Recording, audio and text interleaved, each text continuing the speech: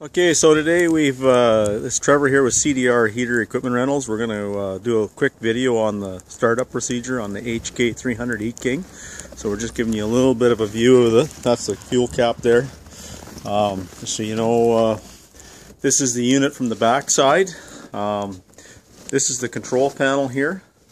And down here we have the foot controls and also all the valves for the field loops.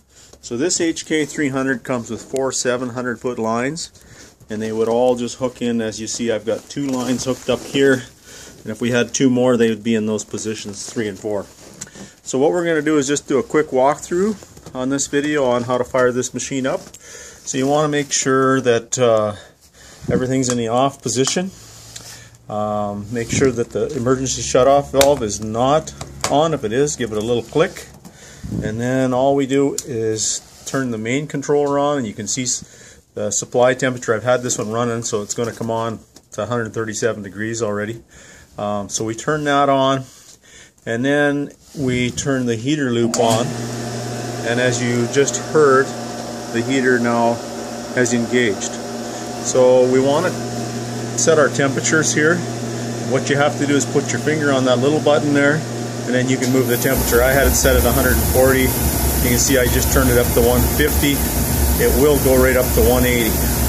So depending on what you're doing, if you're removing frost, 180 is probably where you're going to want to have it.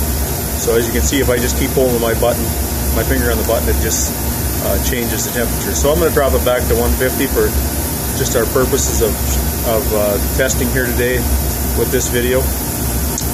So anyways, that's basically it for firing the machine up.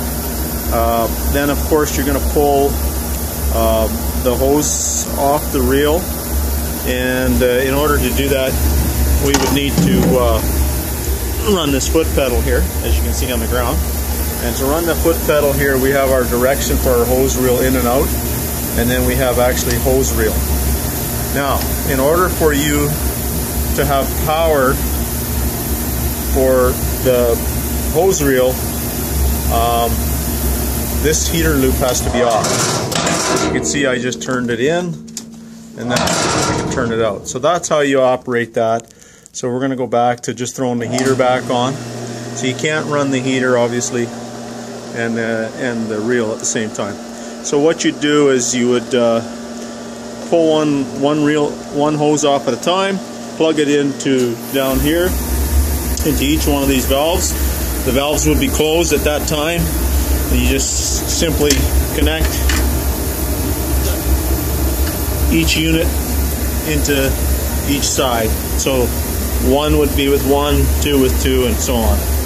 So that's about as simple as it is.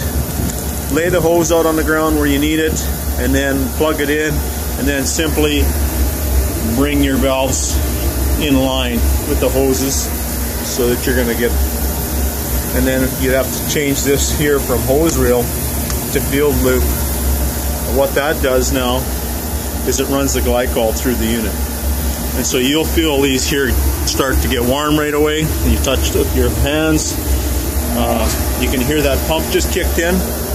So that's the pump to send it out to the field. So we're going to run around the front here now. I know this video is getting a little long, but we're going to open this up and just show you the inside here.